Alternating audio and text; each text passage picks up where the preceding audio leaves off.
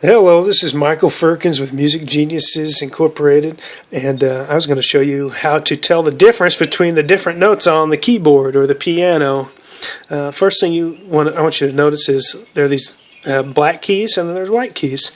There's a little pattern to them. You'll see there's 3 black keys, 2 black keys, 3 black keys, 2, 3, 2, on and on and on. It keeps going just like that. That pattern is what helps you to decipher which note is which on this keyboard.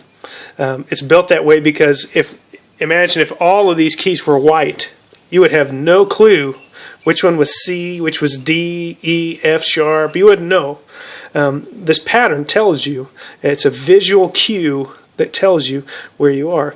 So if we go to the group of 2 black keys and we go to the white key just in front of that, this one is called a C. And this is actually middle C. I can't pan back far enough to show you, but it's right in the middle of the keyboard. Middle C, right there. All the white keys are they're called natural names. What that means is each one of these is just going to be a name of the alphabet. So this is C, and it goes up just like the alphabet from there. D, E, F, G, and then it starts over in the musical alphabet. G is the highest note name that we go to. The next note name after G would just start back at A, B, and then we're at C again. See how we're at the white key before the group of 2 black keys? So that's a C. This is called an octave. This C is an octave higher than this C. It gets that name because 1, 2, 3, 4, 5, 6, 7, 8. It's 8 notes above, so it's an octave, just like an octopus has 8 legs. This is the 8th note above. So, anyhow, these are all the natural letter names, A through G, over and over again.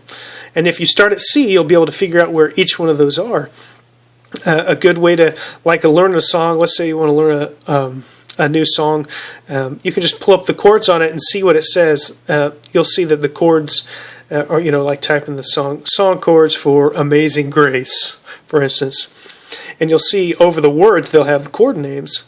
For instance, maybe if it's in the key of C, it would go start with Amazing Grace on C. And what you do is just play whatever letter name, even if you don't know how to play the chords yet. Just play the letter name of the chords there, like C. Amazing Grace, how sweet the sound. So I'm playing a C, and I'm going up to C, D, E, F, and it would say over the word sweet, Amazing Grace, how sweet over the word sweet, it would say an F to play an F chord.